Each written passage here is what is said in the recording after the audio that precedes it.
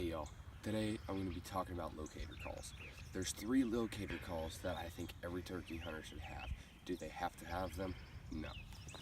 I can't find my crow call, so today I'm only going to be using 2 of them. The 3 locator calls that I have with me is 1, the crow call. That's a mid to afternoon type call is when I use the crow call. And then you have the hoot owl. This is the Primo's Hoot Flute. Works great. I got some videos I got one video on the channel of this and how it works, and it works great. So try this thing out. It's pretty cool. You got pretty much what it is there's a hole in the back. You put your thumb in the hole, just like that. Thumb in the hole, and then your 2 fingers here. Take 1 finger off, or you keep both fingers on. You go. Who cooks for you? Who cooks for you all?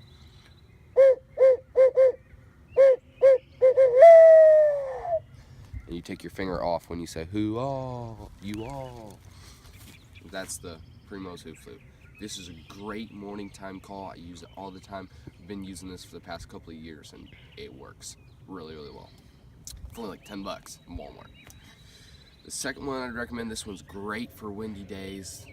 This isn't working because it's too windy, or you just got turkeys that are far off and can't hear this, because it's loud, but it's not super loud.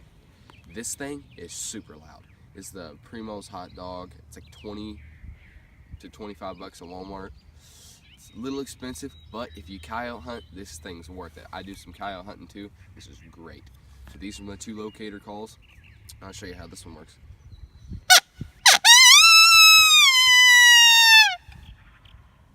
It just gobbled again.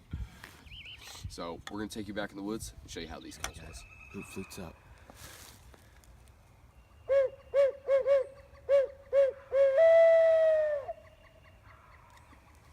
That's so cool. Okay, this is for y'all who don't know. This is a turkey I call Genie. He comes back every year, roosts in the same set of trees. I thought it was Houdini. No, it's Genie. And, or no, it was Houdini. That's the name. My bad.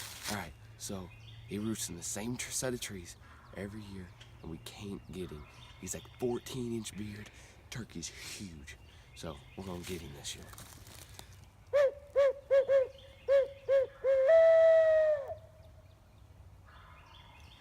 Alright. Next up, I'll show y'all this call. This is the Super loud one? the hot dog.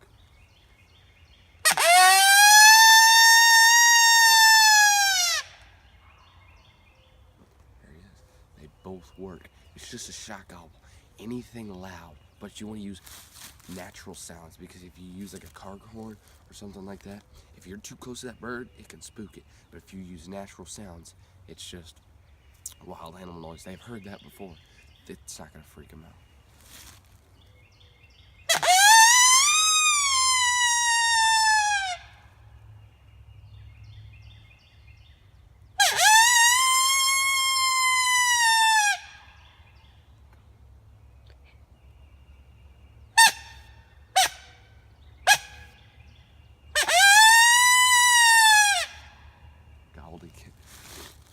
Alright, that's awesome, guys. So we're gonna walk around to some different places where we don't know any turkeys are, and we're just gonna try to find some turkeys with using these locator calls. So we're gonna see how it goes. So stay with us. Alright, y'all, so we're here at another farm, and we're trying out the shot gobbles again, and we're gonna see how that works. But I'm gonna talk a little bit about when to use them. You use the shot gobble a lot in the mornings. Pretty much what you're using it for is you're trying to get that turkey to gobble, like I said before. But here's the thing, when you're scouting for turkeys like we are today, never, ever, ever bring your mouth calls or any of your turkey calls. The call that you use to get that turkey to come in, don't even bring them with you. You want to bring things that do not sound like a turkey, because if you're sitting there and you're trying to locate turkeys with a mouth call, with a blacks call, with any turkey call, then they can sometimes, after you hear them gobble and you leave to find the next bird, they can sometimes come into you. And if you keep doing that all the time, it's going to train them. There's no bird there, I'm not going to that. And they'll stop coming to your calls. They'll get smart. I accidentally did that to this bird back here. 14-inch bird at the least, 14-inch beard. at the least on this bird. Huge bird. Screwed him up because I was back there with a mouth call, and I learned it the hard way last year. Couldn't get him to come in for nothing. That's why we nicknamed him Genie, because he slipped around us 3 times. So we're gonna do some shot gobbling here, and we're gonna see how it goes. Come on.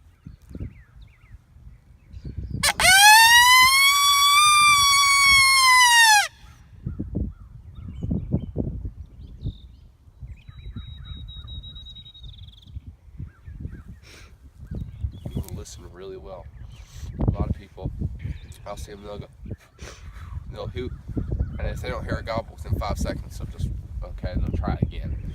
Give it some time. If you don't give it time, that bird, if he's half a mile that way or a mile that way, and he doesn't hear your call for a little while, and sometimes it takes him a while to gobble back. Wait a while. Give it a good solid 10-15 seconds. Just wait. Alright? Because sometimes that bird will only gobble once and you can miss it.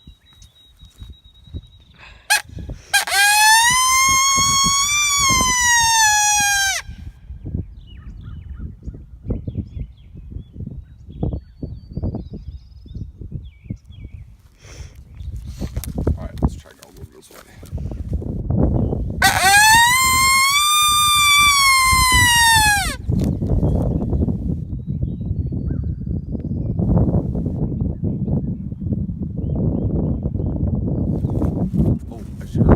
Yeah, I did too.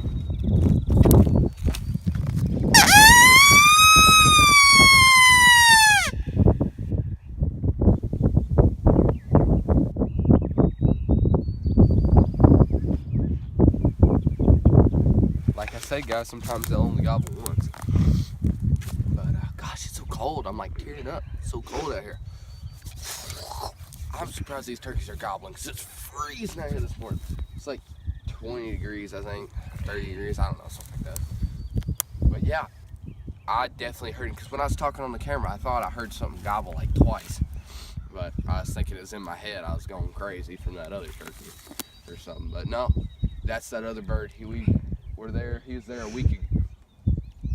It's probably 4 days ago. We were out there and he's gobbling at it.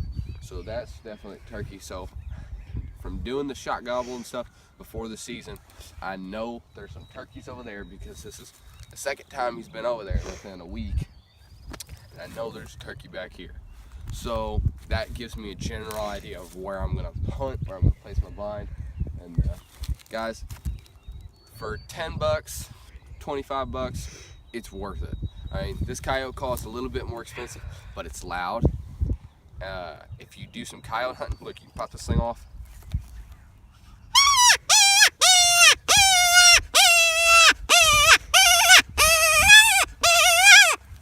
You can do all kinds of stuff with this.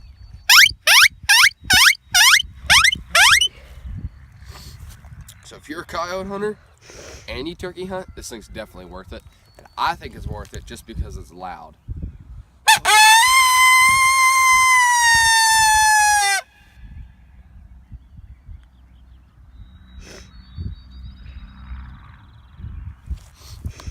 Well, looks like he's only gonna gobble that one time, but I don't know if you heard it on the camera, but he did gobble, and I'm not making it up.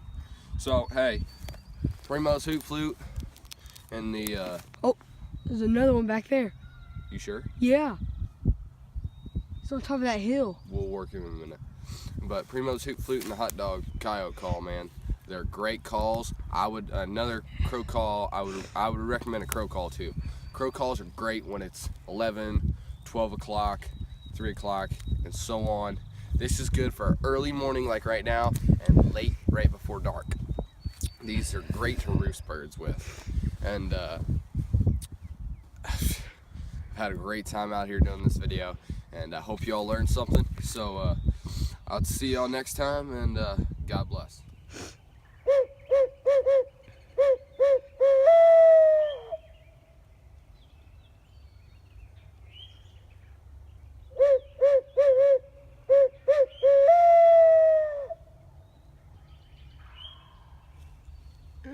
I'm having so much fun with this.